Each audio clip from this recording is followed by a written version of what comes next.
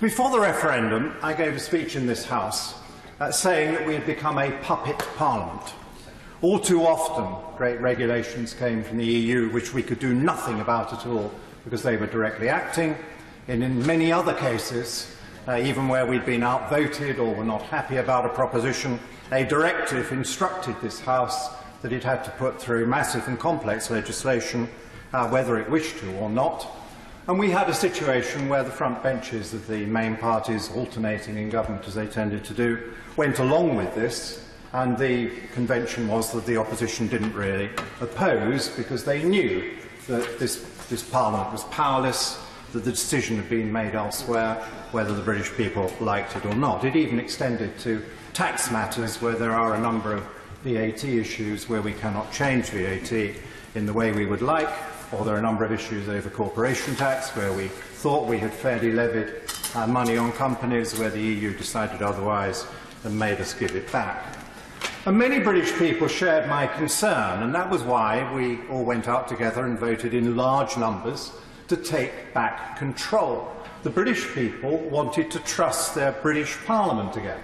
Now, of course, they'll find times when they dislike the government, dislike individual MPs, dislike whole parties, but they can live with it because they can get rid of us. They know that come the election, if we cease to please, they can throw that group out and put in place a group who will carry out their wishes. And they said very clearly to our Parliament in that referendum, take back control, do your job. Now, we had an example again recently where Her Majesty's Government presented a very long and complex piece of legislation, completely transforming our data protection legislation. And because it was entirely based upon new EU proposals, it went through without any formal opposition. The opposition obeyed the convention and didn't vote against the legislation and didn't really try very hard to criticise it. I'm sure if that piece of legislation had been invented in Whitehall and promoted actively by UK ministers, the opposition would have done their job and they would have found things to disagree with and they would have made more proposals to improve it. But we still have this puppet parliament effect all the time that we are under this control from Brussels. Now, I want to talk about... give way briefly. I'd be grateful to him for giving way, but based on the scenario that he is now putting forward, isn't it the truth that post-Brexit, the Welsh Parliament and the Scottish Parliament will also be puppet parliaments? No, that is not true. In their devolved areas, they have genuine power which they will exercise in accordance with their electors' wishes. But of course, this is the sovereign United Kingdom Parliament, and the devolved powers come from the sovereign Parliament, as he well understands, which is presumably why he likes being represented in the sovereign Parliament. Would my right honourable friend also bear in mind that the manner in which the laws are made in Europe is behind closed doors in the Council of Ministers. There is no proper record of who votes in which direction and how and why, and furthermore, that we are outvoted more than any other country. Then those laws come and are imposed upon us in this Parliament. I quite agree. Anyway, Madam Deputy Speaker, time presses. So we wish to take back control, and it will be a very different and better country when this Parliament can settle how much tax we levy, how we levy the tax, how we spend the money, how we conduct ourselves, what kind of laws we want to see. But my main remarks are for the Minister and his colleagues on the Treasury bench about the conduct of the negotiations. Now, like the Minister, I wish the government every success. I hope they get a really good deal. I look forward to seeing where they get to. The EU is trying to make it as difficult as possible because they're insisting on conducting the EU negotiations in reverse order. So they're saying we first of all have to agree to pay them a whole load of money we don't owe them.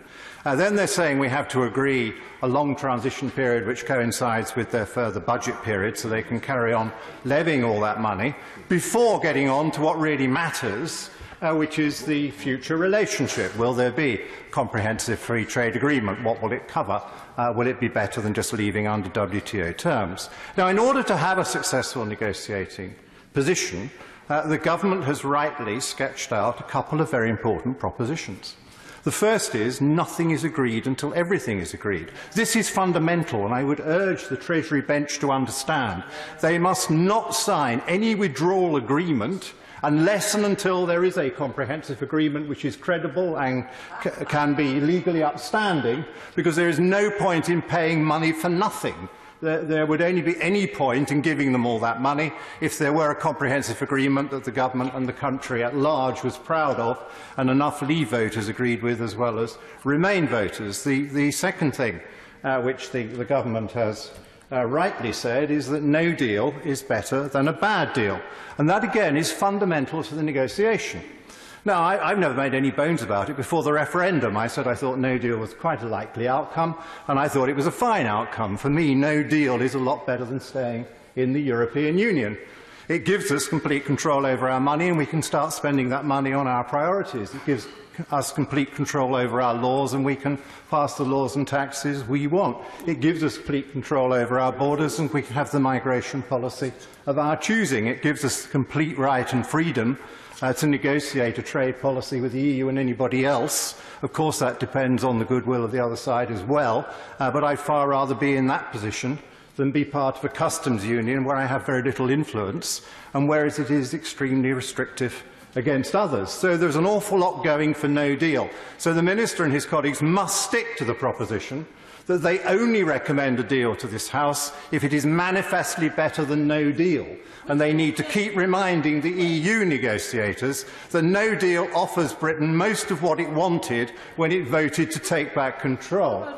Could my right honourable friend confirm whether or not he's seen the analysis that has been conducted by the government that shows, and apparently it is excellent, a modelling that the government has done, far better than anything it did in the run-up to the EU referendum, that shows that if we were to crash out with without a deal and rely on World Trade Organisation tariffs, our projected increase in productivity and growth for our economy would be reduced by 7.7%. Do you think that's what his Remain voting constituents in the majority voted for? Of course it isn't, and it isn't true. And I've written at great length on that elsewhere. Unfortunately, with only 10 minutes, I don't have time to go into a detailed rebuttal of those proposals. But we know that the Treasury modelling got entirely the wrong answer for the first 18 months after the referendum. Their short-term forecast, which should be easier to do, was massively wrong, forecasting a recession. I and a few others in the referendum put our forecasting reputation on the line by saying there would be growth after a no vote, an out vote, rather than the Treasury forecast. We were right then. I'd like to assure my honourable friend that I haven't voted for anything that's going to make us poorer. We will be growing well as long as we follow the right domestic policies. It's complete nonsense to say that there's going to be that kind of hit. It implies that we lose over half our exports to the European Union, and it doesn't give a proper reflection of what would happen to our trade adjustment were anything that big to happen. But I want to concentrate on the customs union, because it is, I'm sure my honourable friend wants me to concentrate on the customs union because she shares my wish that the government is well supported if the opposition decide to have a third go at voting through customs union or a customs union membership. I'd remind the House we have twice had very big votes in the Commons, where the Commons by a very large majority has voted against us staying in the or a customs union, once as an amendment on the Queen's speech and once on the EU withdrawal bill. I hear that some Labour members may have changed their minds. They want to do it again. I'm a Democrat. The opposition has its own ways of doing what they want to do. But I would urge them not to vote to try and stay in the customs union. Above all, for the Labour Party, are they not at all worried about poverty in the emerging market world? Do they not think it is wrong that we place huge tariffs on tropical produce from poor countries, produce that we can't grow for ourselves? Wouldn't it be great when we're outside the EU customs union to be able to take those tariffs down and give those countries more of a hope of promoting themselves by good trade, and at the same time benefit our customers by the cheaper tropical products we'll be able to buy? Can't we do good trade deals with those emerging market countries across the piece, because the tariff barriers are too high and there could be mutually advantageous changes if we were free to do that? So I would urge the Labour Party to remember its roots in campaigning against poverty and to join me in saying the best way to get the world out of poverty is to get high tariffs down off the emerging market countries, which the EU imposes proposes and which I certainly don't agree with. So, Madam Deputy Speaker, to the government, please make sure you remind them that no deal is better than a bad deal, and no deal allows us to take back control over all those things where he and I promised to take back control. And will he remember that we don't owe them any money, and it would be fatally wrong to pay them loads of money if everything else doesn't work in the way wanted. Just on the subject of the deal, can my right honourable friend confirm that he agrees with the Prime Minister that we are looking for a deal that covers many sectors that are not covered by the WTO, for example, aviation, data exchange, and having a mutual recognition of financial services so that the trade in these areas can easily continue? I'm afraid my time is out and I haven't got time to go into detail on all these matters. I believe that we should negotiate strongly and positively. I wish my right honourable friend the Prime Minister every success, but I wish to strengthen her hand by saying that out there in the country the message is get on with it, and if that means leaving with no deal, that is absolutely fine.